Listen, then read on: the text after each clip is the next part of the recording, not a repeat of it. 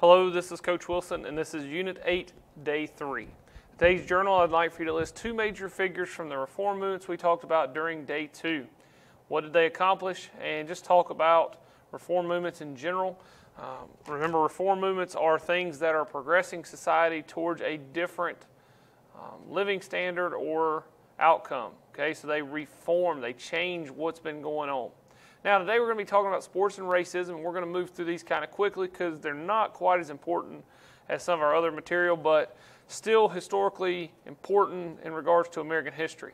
Obviously, racism is a very important issue, but sports is not. Sports is little more than just something to keep us entertained, but it has made some big improvements in helping towards changing the ideas of racism and things of that nature, because we see a lot of sports pushing that idea forward. So today's essential question: what were some of the different influences affecting Americans during this progressive era? All right, and we're just going to talk about sports and rec to start with. All right, some popular attractions during this time were saloons. There were roughly about 10,000 in New York alone. But more importantly, they provided a place for forging ties, political, racial, and cultural. Especially with immigrants, you're going to see saloons being very important for them because that's where they'll find work from those who are much higher up than them in business, or that's where they'll get involved in political machines or things of that nature that we've already talked about. Now, trolley parks were also very important, and they were just amusement parks, but they generally sat at the end of a trolley line, so you could ride the trolley all the way to the end of the line, get off, go to the amusement park, then catch the trolley and head back home. So this is kind of your first experience with people getting on into vehicles and heading towards, an event or amusement park. Now we get on planes to go to Disney, or we get on planes to go to, wherever. Now, they were just getting on trains or trolleys instead. Now, motion pictures also became important during this time, such as The Great Train Robbery, which was released in 1903. You also see Nickelodeons being, popping up here and there, and they were just nickel shows showing slapstick comedies to as many as 200,000 people per day. And Nickelodeons are going to be very, very popular for quite a long period of time. Now, baseball begins somewhere down in the mid to late 1800s.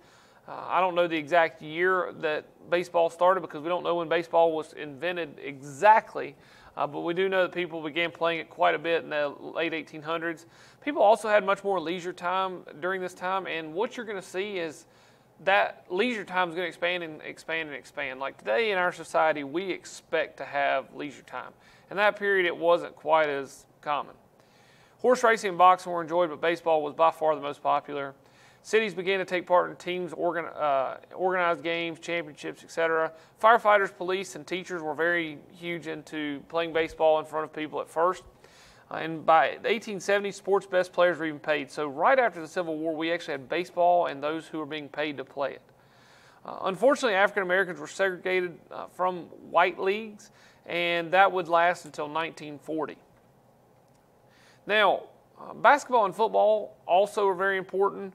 We're going to talk a lot about basketball because that's the one I coach and the one I like.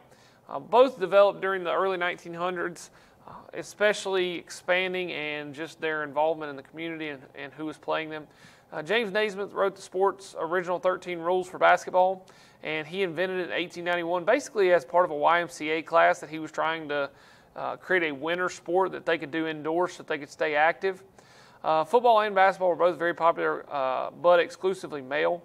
Women did play some sports, but it was more of like golf, ice skating, and cycling. But one big thing that pushed women forward during this time is because of sports, you see the involvement of blouses and skirts becoming much more socially acceptable. And if you get a chance, type in this link and you can watch just a little short video on James Naismith as well as the creation of basketball. Now, some perks of the city. You also had these vaudevilles, which consist of comic sketches based on ethnic and racial humor. Sometimes there was quite a bit of racism in there, just the way that people were portrayed. But they also included songs and dance routines, ventriloquists, jugglers, and trapeze artists. It's a lot like what we would consider a modern-day circus. You're also going to see the newspaper expanding because of these cities, and they become much more later in the 1800s as a form of entertainment. and kind of introduces the modern day newspaper. But you're also going to see along with that introduction what we call yellow journalism. And what it is it's the practice of covering murder, vice, scandal in order to sell more papers. So you get things that are going on in the community that get people's interest, that you can convince people to buy your paper and to read your paper. Many feared the manufacturing of false info. It also intruded into their private lives and sensationalized the ordinary. So, he didn't just go to the fire station to report a fire. He ran extremely fast to the fire station to stop the blaze that was burning in the, you get what I'm saying. We live in an age where the media sensationalizes a lot. Now, voting restrictions. All right, so we're going to start moving into what we call the world of Jim Crow and just what's going on with African Americans, as well as things that we would consider racial in regards of whites towards African Americans who are trying to gain rights. Now, voting restrictions was a very, very big part of the Jim Crow laws that form, as well as it was a big form of trying to hold down African Americans early in the early 1900s and late 1890s. One way that they did this was trying to deny them the right to vote, and that was through a poll tax, which meant you must own property or pay a special fee to vote. The problem here is that there were poor whites who couldn't pay the fee either or didn't own property, so they were actually very similar to the African Americans who these government officials may be trying to hold down. They also did literacy tests in which they would give them a test to see if they could read. The problem was the test they were giving African Americans was really, really difficult, so even if they could read, it didn't completely help them. But they gave whites much easier tests, okay? So you ever heard of culturally biased tests? That was a huge thing, 1960s, 1970s. That's where that comes from. It's a culturally biased test. Questions you can't answer unless you grew up around it. But then they also invented the idea of a grandfather clause, and that's, the grandfather clause is the actual term, and what it does has been around. But in terms of what it's doing in America, they bring in these grandfather clauses, which basically exempted men from certain voting restrictions. So they could say, these men don't have to do the poll tax, or they don't have to pay the poll tax.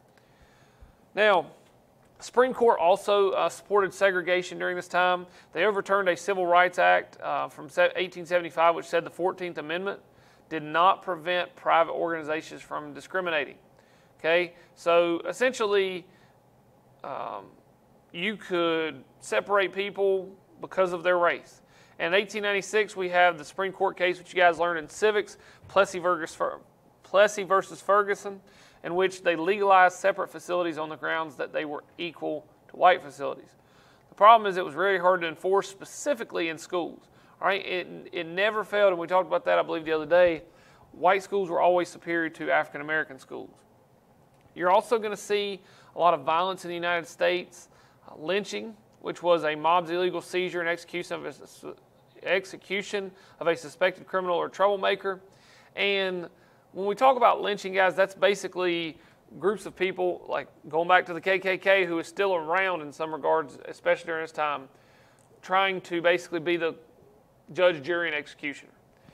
Sometimes the seizures meant a mock trial and torture and mutilation before the victim would be shot or hung. The problem here is that most participators are rarely caught and much less punished, even if they were. The Jim Crow system was just a system of legal segregation, as we mentioned earlier, and it was named after a minstrel song and dance routine, and it was first seen with segregation of railroad cars in Massachusetts, of all places. So, we think of the North being a place of refuge for African Americans, but you're going to see throughout the country there's a lot of segregation beginning to form. The law required segregation in public places, and this meant schools, parks, public buildings, hospitals, transportation systems, anywhere that, a water fountain, a bathroom, all those places are quote unquote separate but equal. Unfortunately, African American facilities are always inferior to whites. And there's a lot of discrimination all over the country. Many African Americans moved to the North to escape ridicule, but there was a lot of de facto discrimination, meaning that even though they left places where they were making laws against African Americans, there were still these unwritten agreements between whites and African Americans and really whites with other whites. There was agreements that, hey, we're not going to sell this house to African Americans, or we're not going to rent to African Americans. And two, there was also lynchings going on in the North along with race riots. So there's a lot going on in our country right now with racial tension. Now, African Americans began to respond to this discrimination. One suggestion was a Return to Africa movement by Henry Turner, in which African Americans should return home and rebuild Africa and leave America behind. And that was the idea, is that they're quote unquote returning home. But many African Americans already viewed themselves as Americans and felt that this was their home, and many of them had never known Africa. Okay, it wasn't like we were still bringing over slaves in 1870. No, slavery ended in 1865 when the Civil War ended, and we have moved forward past that point. You also have the Niagara movement, which was started by W.E.B. Du Bois, who we talked about the other day, and only about 400 members in the original movement, but it did help to form a much bigger movement later, which we know now as the NAACP, the National Association for the Advancement of Colored People. And it actually was organized, the conference was, by Mary White Ovington. She was a white social worker, so she worked in the community and specifically in black neighborhoods. And she actually organized a conference in which the idea of the conference was to talk about the Negro question of how should African Americans be treated. And Niagara members attended, and the next year a much larger organization forms, and that is the NAACP. Now, you're also going to see other committees form and other groups of people begin to band together specifically with African Americans. And the first one we see are the National Urban League, which formed in 1911. And they improved job opportunities for African Americans. They also tried to improve housing and things of that nature as well. You also see the National Negro Business League, which was formed by Booker T. Washington. And, you know, if you think about all of the things that are being pushed forward during this time, there's a lot going on for change every single year of history for African Americans. So what happens in, you know, the way things are in one year, the next year things are getting better and getting better. But then they take 2 or 3 steps back because, you know, government institutes poll taxes or grandfather clauses or whatever it is to try to push back against the progress towards just a better, more equal society. Now, the National Negro League's business, or the National Negro Business League, the purpose was to help black-owned businesses and try to improve their standing in the community and try to help them function and grow. And George Washington Carver, while working at the Tuskegee Institute, actually discovered a use for peanut butter, or peanuts, which became peanut butter, which is kind of neat. I've always thought it was really cool that peanut butter was invented in the early 1900s by an African American. I had no clue when peanut butter was invented. To be honest with you, I don't even know how they make it. I just know it has something to do with peanuts. So one of our last things we'll talk about today was Madam Walker, and we haven't talked a lot about African American women. And honestly, when you think about a group that could be trampled on more so than African American men, it definitely is African American women. When you think about once slaves were freed, women had no rights in this country already, much less being an African American woman. And Walker had actually been a former slave. She came off of a plantation whenever the Civil War was over, and she made her own start as in a laundry service. And she wanted to speak at Washington's annual or at his annual Negro Business League meetings. Unfortunately, Washington refused, but she spoke anyways. She was always trying to be involved with promoting African American people, and she found products even that supported African American women's hair who had struggled with hair loss for years, that had no products for their hair, and that goes back to how little support there was for African American women. She also married a successful newspaper sales agent and took the name C.J. Walker. Her born name was Sarah Breedlove. And then by 1916, she claimed over 20,000 employees. So she was a very, very successful woman, and definitely shows there are African American people in America during this time who are taking steps forward towards equality, but there's still just a lot of racism and racial tension and segregation. So here are your vocabulary words. No questions for today. Just make sure you get these words down: yellow journalism, lynching, Mary White Ovington, and Madam C.J. Walker. If you have any problems, please let me know. Otherwise, I'll talk to you soon.